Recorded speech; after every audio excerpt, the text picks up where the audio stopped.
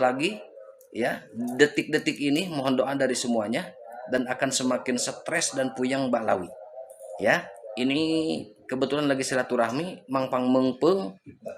Mangpang mengpeng teh Pak. mumpung lagi mumpung lagi ketemu dan ini kita dokumentasikan dan bisa jadi bahan edukasi kepada netizen. Ya, biar semakin cerdas dan tidak semakin bodoh. Oh jauh teuing atuh ka dieu kan deukeutkeun teh kamerana betot teh mejana ka dieu. Oh, itu siap. Sorong. Kang Mas, angkat Kang Mas.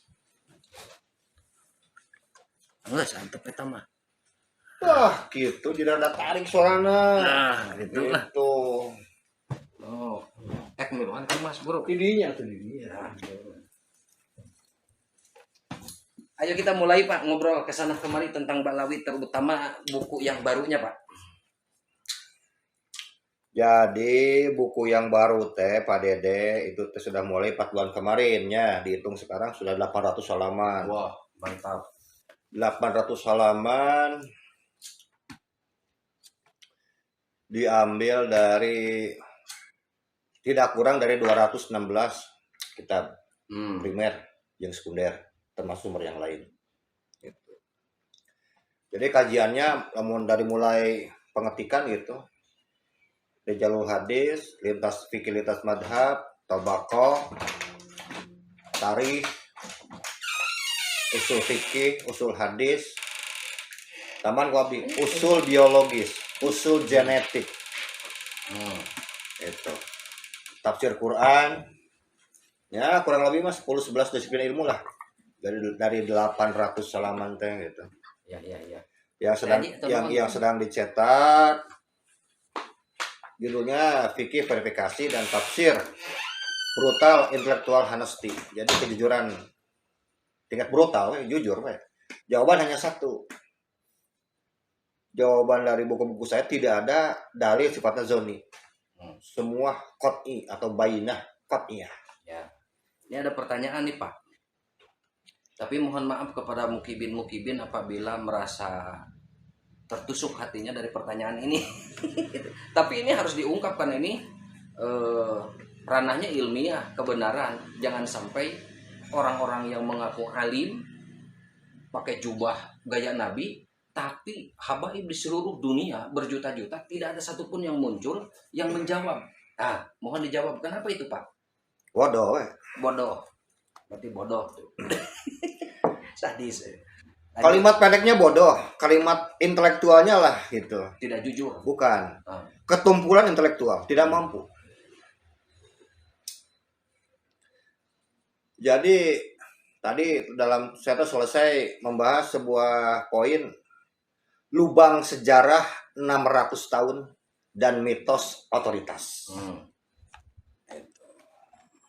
Jadi kalau kita susur, kita bicara Al-Quran, yang pertama berbangga dengan asal usul itu sudah jelas kalimatnya, ana khairum minhu.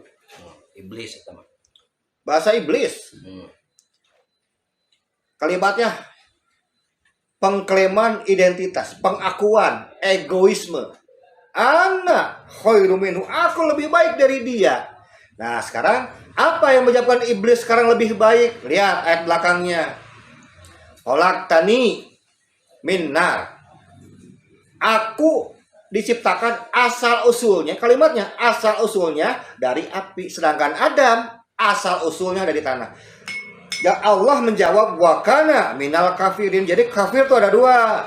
Ternyata ada kafir tidak beriman pada Allah dan ada kafir berdasarkan kesombongan yang mengatasnamakan, yang berakar, yang bersumber dari asal usul. Jawaban Allah wa kana minal kafirin. Bukan kata saya, kata Quran ini mah. Jadi siapapun, nah ini kan namanya hamiyatul iblisiyah. Nanti dalam surat Al-Fat ayat 26 itu Allah menisbatkan tentang hamiyatul jahiliyah. Jadi ini persis sekali tentang kebanggaan nasab, kebanggaan kabilah, kebanggaan marga. Harus ditempatkan di atas ketakwaan. Ini sudah menyalahi. Allah itu jelas marah, wajar Allah marah. Karena tidak ada dalam hukum Islam, dalam hukum yang diciptakan oleh Allah yang diturunkan pada Nabi Muhammad, bahwa nasab itu mampu mengalahkan ketakwaan. Bahwa nasab itu mampu mengalahkan keimanan. Teu aya bohong kabeh. Kalau Allah mengatakan sekarang iblis yang dengan kesombongannya, sombong dengan asal usulnya dari api, menghinakan sekarang Nabi Adam, asal usul dari tanah, artinya dia mengatasnamakan bahwa nasab api ini berarti lebih tinggi dibandingkan nasab tanah. Lalu apa bedanya dengan orang jahiliyah? Bahwa nasab kami sebagai orang-orang jahiliyah ini lebih tinggi dibandingkan sekarang nasabnya orang-orang muslim. Apalagi bedanya sekarang dengan orang yang mengatakan di dalam darahku ini ada darah Nabi Muhammad, padahal lain Nabi Muhammad, darah Nabi saya tak? Ya. Nabi Yuya.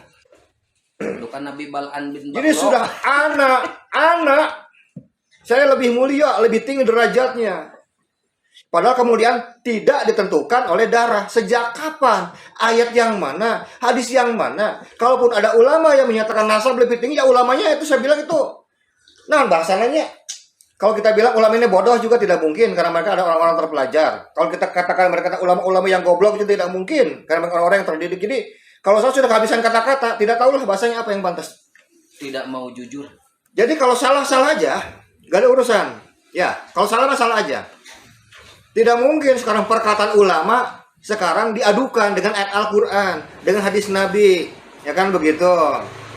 Kayaknya nih Pak, apabila mereka bersikap jujur, yang mereka takutkan jemaah hilang, pengaruh hilang, harga diri hilang, akhirnya bangkrut dan pulang ke Yaman. Kayaknya seperti itu, meren. Enggak pakai meren pasti. Apa? Jadi inilah mereka berusaha mempertahankan mitos otoritas. Mitos otoritas. Dua, satu mitos yang mereka itu menjadi orang yang paling mulia, nasab yang paling mulia, salam dunia. Sedangkan kalau kita mau jujur lah, dari mulai abad 3, jangan panjang-panjang tadi sampai abad ke-9 lah, terlalu panjang ya, kesian, nanti susah jawabnya. Ya, susah. Abad 3 sampai abad 6 aja lah.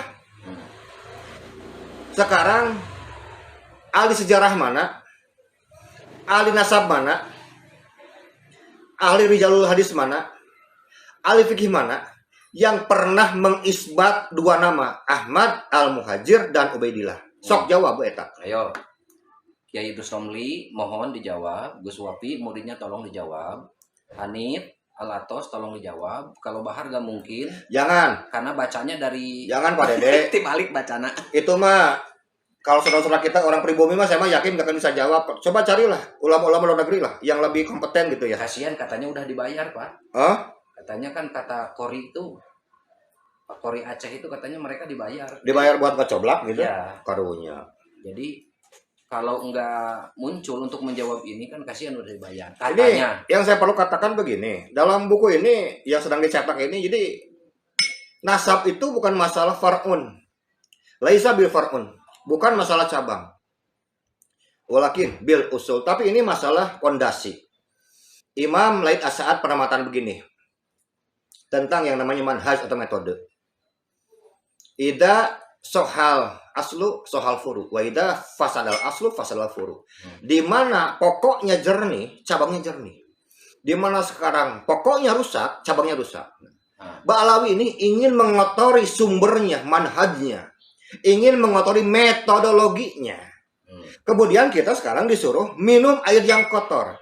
Kita disuruh meminum air yang sudah terkontaminasi, yang sudah sekarang dimasuki oleh racun-racun dari Ba'alawi. Ya nggak mau. Nah, buku ini yang akan menjawab semua. Mereka menggunakan istilah sukhroh dan izma sukuti. Aduh, mohon maaf ya, terlalu gampang jawab yang begitu, mencari dalil yang lebih sulit lah kalau saya pikir. Ya, yang lebih susah aja gitu. Tapi kayaknya kalau mau jujur, sukhroh wal istifadoh itu fi kulli zaman. Jangan dari abad itu aja. Karena sukhroh wal istifadohnya ternyata memang tidak dari setiap zaman. Begitu Pak. Dan itu juga bermasalah. Tanya, kita bisa aja mereka menjawab sekarang. Sekarang tanya, syarat sukhroh ada dua. Syarat izbah sukuti ada dua. Pernah disampaikan pada masyarakat tidak syaratnya? Tidak. Iya, nanti kita bongkar. Nanti kita bongkar. Ada di buku nanti yang terbaru. Judul bukunya apa Pak? Fikih, verifikasi, dan tafsir. Brutal. Intellectual Honesty atas nasab Alawi. Ini judul yang ke-1. Jadi dari 800 halaman mungkin akan saya buat menjadi sekitar 5 judul ini. Jadi semuanya pembahasan masalah usul. Bukan masalah di permukaan gitu. Masalah nasab sudah selesai, itu masih dibahas lagi. Ya, gak usah bahas nasab, orangnya juga nggak ada. Oke. Jadi kalau misalnya Pak Dede tanya, Pak, jadi Mbak Alawi nasabnya tuh nyambung ke siapa? Ya saya cuma bisa jawab, tanya saja sama rumput yang bergoyang lah. Rumput juga tidak akan mampu menjawab. Oke, yang selanjutnya gini Pak. Mungkin saran pandangnya kepada kiai-kiai asli Nusantara nih, yang pada saat sekarang karena ada keterikatan masalah nasab, juga pernikahan, jadi akhirnya cadel Pak untuk mengungkap kebenaran. Maksudnya cadel itu apa ya? Keluh. Bagaimana saran pandang? Kok seolah-olah tidak mengedepankan keilmuan, lebih mengedepankan perasaan? Ya mungkin buat mereka itu hubungan kekerabatan dengan Mbak Alawi itu lebih utama dibandingkan kebenaran. Jadi mereka telah menempatkan kekeluargaan di atas kebenaran, salah lagi. Mohon ya tidak mengurangi rasa hormat Bukan kepada guru-guru. Bukan dengan mengurangi rasa hormat, jangan bilang begitu. Orang yang tidak mengedepankan kebenaran, yang tidak mengedepankan ketakwaan itu tidak perlu dihormati. Tidak perlu. Ada bila dalilin wahwal mungkar. Wahwa kadibun, pembohong. Pembohong. Kita mengeluarkan berbagai kaidah ayat Al-Quran, kutipan-kutipan tentang metodologi dari mulai sekarang. Raksasa Imam Mustahid. Jadi dari 800 halaman ini saya gabungkan metodologi mereka. Pertama dari metodologinya. Imam Abu Hanifah, Imam Malik, Imam Syafi'i, Imam Ahmad bin Hanbal, Imam Yahya bin Ma'in, Imam Ali Al-Bandini, Imam Abu Bakar bin Abi Syaibah, dan Imam Ahmad bin Hanbal, ditambah satu lagi penutup dengan Imam Ibnu Khaldun. 9. Raksa Mustahid saya satukan metodologi dan jawabannya semuanya sama. Ini yang menarik. Karena apa? Al-Haqul Wahid. Kebenaran itu satu. Gak bisa. Metodologi itu harus satu. Tidak boleh banyak. Kalau jalan untuk mencapai metodologi boleh berbeda, tapi pahami dulu metodologi cuma satu, sepakatnya dulu. Inilah yang menjaga kesucian umat Islam, ajarannya ini metodologinya. Jadi jangan sekarang ya kita cuma beda pendapat, beda dalil. Ntar dulu, jangan sekarang karena berbeda langsung bilang ini beda pendapat. Kalau beda berpendapat bukan karena metodologi itu karena kebodohan. Apakah betul Pak, apabila pergerakan doktrin Ba'alawisasi ini tidak dibendung akan merusak akidah umat dan peradaban? Betul. Tambah satu lagi, akan merusak ideologi Pancasila. Oh, itu dalam paradigma main kebangsaan. Jadi yang mereka rusak ini arahnya adalah untuk merusak, meracuni sekarang manhaj nubuah. Manhaj subut wadalalah. Kalau orang yang pernah belajar usul fikih mungkin mengerti lah kalimatnya. Ya, manhaj subut wadalalah. Ini manhaj ulama salaf. Mereka juga ingin sekarang merusak manhaj atau ideologi Pancasila. Jadi yang dirusak ini adalah tentang ideologi keagamaan dan ideologi kebangsaan. Ini sangat berbahaya. Dan perlu kita sampaikan dalam beberapa acara bedah buku nanti. Jadi kepada saudara-saudara sebangsa setanah air, nanti apabila sangat ini diperlukan untuk mengedukasi kepada umat, dan ingin mengundang Pak Kiai Alawi, nanti di deskripsi saya cantumkan nomor handphone beliau. Bisa dihubungi 24 jam. Siap ke Nusantara Pak keliling? Kalau untuk saat ini mungkin ada beberapa kawan-kawan juga kemarin ya. 2 minggu kemarin sudah ada kontak dari Singapura sama Malaysia Pak Dede. Mereka juga ada minat katanya. Ya kalau pada dasarnya saya mau diundang kemana aja siap. Satu, ini kajian ilmiah bukan kajian fitnah. Ya. Tidak ada acara menyerang terhadap personality. Itu membuktikan orang menyerang terhadap personality, membuktikan bahwa dia memang tumpul intelektualnya. Saya nggak peduli ya dia mau dokter kuadrat, mau profesor dokter, ya buat saya mah orang-orang begini harusnya disimpan saja dalam perpustakaan kebohongan. Simpannya raknya di sana. Ya. Data by data, dalil by dalil. Ini ayatnya, tafsirnya, ini hadisnya, dengan hadis lagi. Kaidah dengan kaidah lagi, ya kan begitu. Kaidah usul fikih dengan kaidah usul fikih lagi. Ini kaidah yang sifatnya sekarang zoni qawi. Oke. Ini zoni hasan, ini zoni dhaif. Jadi kita akan beradu sekarang dengan dalil, dengan data, dan kita akan melihat kepada fakta yang terjadi. Tuh. Itu sahabat. Ya, jadi jangan ngobrolkan sekarang tentang masalah Ubaidillah deui Ahmad Al-Muhajir. Itu mah udah lewat, ya. Udah lewat itu mah. Itu hanya permukaan aja. Ya. Ini sudah masuk ke dalam. Banyak orang yang nganggap bahwa buku saya akan berbicara tentang Ahmad Al-Muhajir, tentang Ubaidillah. Oh, enggak, jauh. Bukan itu yang dibahas. Gitu. Nanti orang bilang, pakai Alawi ini katanya sudah menantang Imam Ibnu Hajar Al-Haytami. Keliru. Ya. Bukan, saya tidak pernah menyerang pribadinya. Bahkan saya curiga bahwa kutipan Imam Ibnu Hajar boleh jadi ini adalah sisipan. Andaikan betul Imam Ibnu Hajar menggunakan sekarang silsilah thariqah untuk sekarang mengisbat, ini keliru. Karena apa? Karena yang namanya silsilah thariqah itu tidak sama dengan silsilah nasab. Satu. Sepakat. Kedua, sepakat. apakah sekarang Imam Ibnu Hajar Al-Haytami tidak mengetahui sekarang tentang syarah yang sudah dibuat sekarang oleh para pendiri mazhab Imam Abu Hanifah, Imam Malik, Imam Syafi'i, Imam Ahmad bin Hanbal, Imam Yahya bin Ma'in, Imam Ali Al-Madini, Imam Abu Bakar Syaibah, dan Imam Ahmad bin Hanbal? Saya pikir beliau pasti lebih tahu, lebih paham. Makanya jadi aneh, kok bisa beliau ini bisa mengutip sekarang silsilah thariqah, kemudian sekarang diadukan, dikontrakkan sekarang dengan metodologi yang sudah ijma ummati, bukan ijma sukuti. Karena apa? Ijma para mustahid ini sudah dipakai sampai sekarang. Bahkan dipakai juga sekarang oleh Imam Ibnu Hajar Al-Haytami. Ya.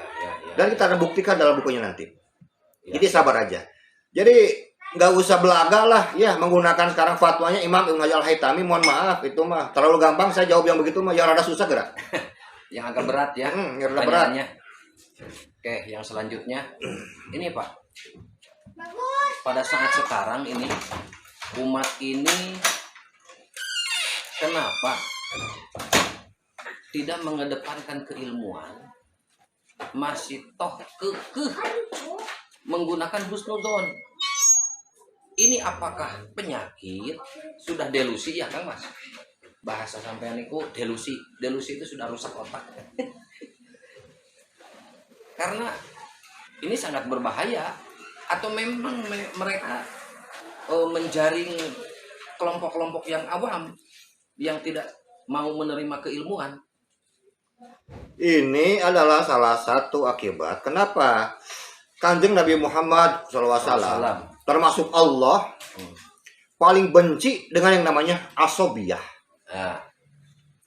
Asobiyah itu akan menghilangkan semua kebenaran, akan menghilangkan dan meremehkan yang namanya sekarang data-data otentik, bukti-bukti qot'i, data qot'i.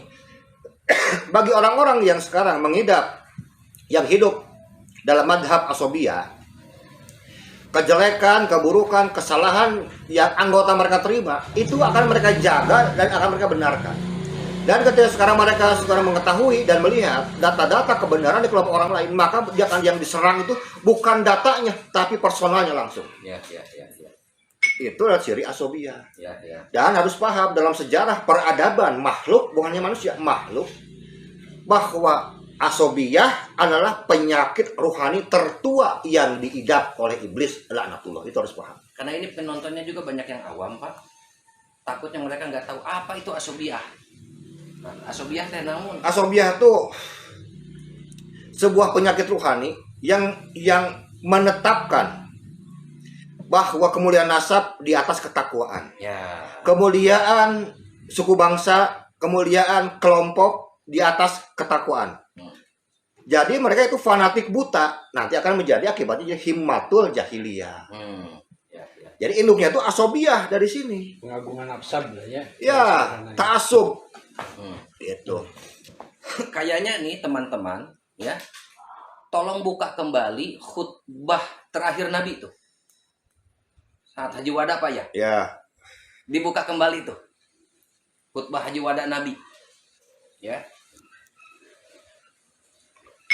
Ya, Kanjeng Nabi sudah bilang, ya Yohanes, wahai segenap manusia, pada para sahabat. Itu mendengarkan ribuan itu jumlahnya. Ya. Inna rabbakum wahid. Sesungguhnya Tuhan kalian satu. Wa inna abakum wahid. Sesungguhnya leluhur kalian juga satu. Ini sudah disatukan oleh Nabi Muhammad. Ya. Apalagi kalau kita paham sekarang tentang kenapa Nabi Muhammad membuat yang namanya Risalatul Madinah. puluhan kabilah disatukan. Mau kabilah A, B, C, D, semuanya sama menjadi umat Nabi Muhammad. Ini sudah disamakan. Termasuk Tidak ada kebanggaan untuk nasab lagi. Tidak ada kebanggaan untuk sebuah kelompok. Tidak ada sekarang kebanggaan, keutamaan sekarang untuk sebuah kabilah. Semuanya sama. Tiba-tiba ada orang yang mengaku-ngaku zuriat Nabi Muhammad sekarang berlawanan sekarang dengan perintah Nabi Muhammad. Ya. Dan harus ingat bahwa Risalatul Madinah itu termasuk hadis yang mutawatir. Bukan sekedar sahih, itu sudah mutawatir. Ya. Makanya aneh ada orang bisa bilang sekarang bahwa Habib yang bodoh bisa lebih mulia dibandingkan 70 orang kiai atau ulama.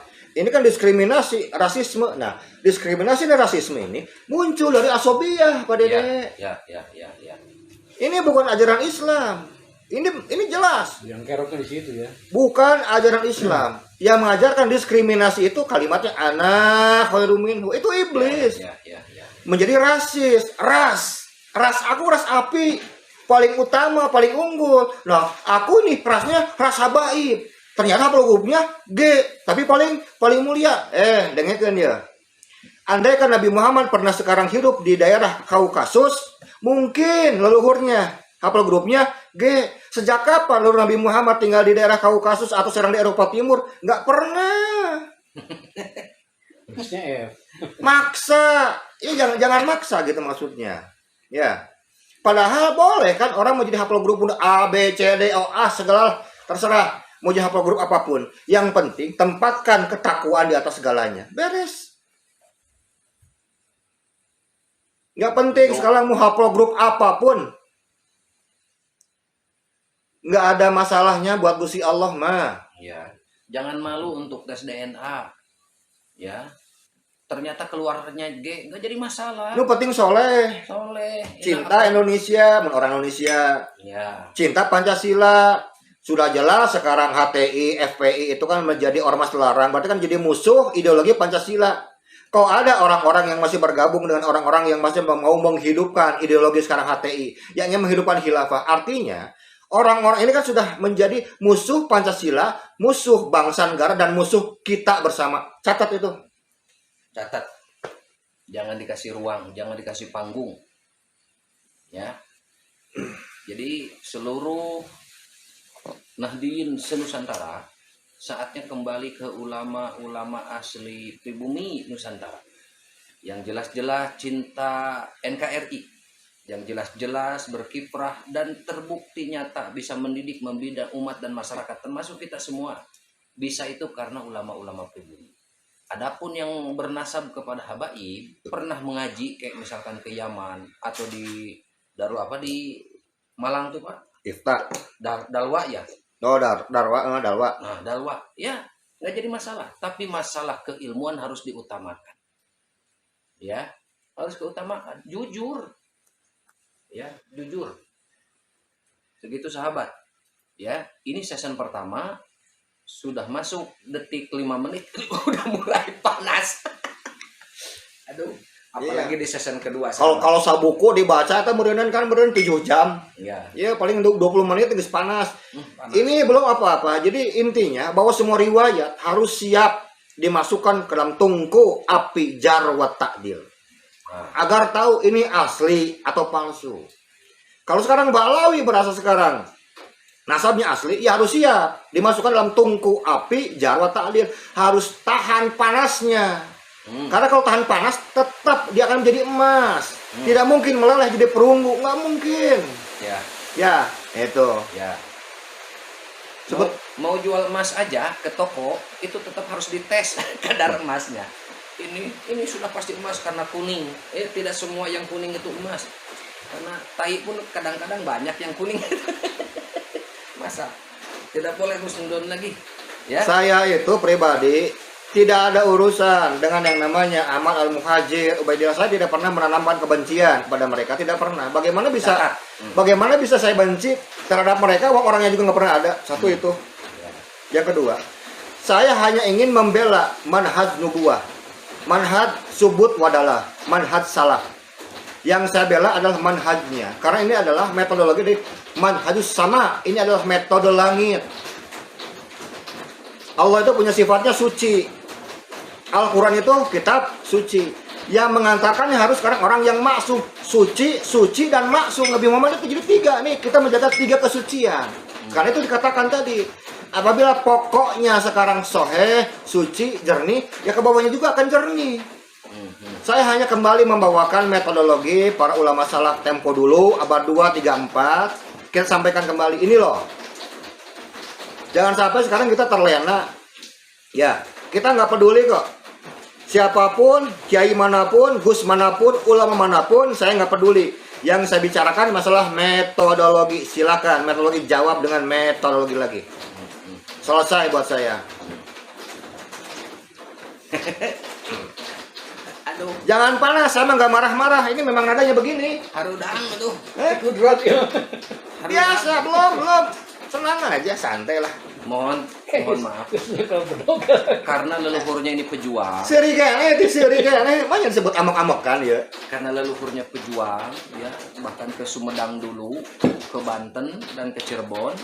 Jadi ini lagi memakai darahnya Eyang Siliwangi. Ya. Nanti kalau sudah memakai darahnya Sayyid Syarif, beda lagi gayanya, lebih keras. Karena untuk menjaga marwah Rasul. Aduh. Oke sahabat, sementara ini season pertama, nanti kita lanjut ke season kedua. Ya, jangan lupa like dan subscribe disebarkan. Jika ini sangat bermanfaat untuk umat dan termasuk menjaga marwah bangsa dan negara ini, sebarkan. Ya, karena mereka merebut bangsa dan negara ini dengan cara yang paling murah adalah doktrin yang berkedok agama. Mereka memakai jubah agama. Mereka berdalil Quran dan hadis, tapi tujuannya merusak tatanan bangsa dan negara, termasuk tadi syariat, termasuk nubuah, dan itu sangat berbahaya. Oke sahabat, ya. Jika Sementara mau kena sunu kongroj. Ya, itu akan masuk di season kedua sahabat, karena Senuk Hogronyo itu dan Belanda termasuk VOC memang sudah pulang, tapi ada yang mereka tinggalkan. Siapakah ia? Yang memakai jubah, yang Jejak kolonialis Belanda di bumi Nusantara. yang ditinggalkan. Jadi Masih ada asarnya. mirip di Taiwan, naon siapa? Di Taiwan juga kan yang dibawa Inggris itu sekarang pada diusir. Tidak ada satupun negara yang pernah dijajah yang tidak meninggalkan asarnya, tidak meninggalkan mitra. Semuanya meninggalkan. Iya, itu yang sampai kabur ke Aceh. Nah, itu masuk di season kedua, sahabat. Wallahul muwaffiq ila aqwamit thoriq, hadanallahu wa iyyakum ajmain. Assalamualaikum warahmatullahi wabarakatuh. Masuk season kedua.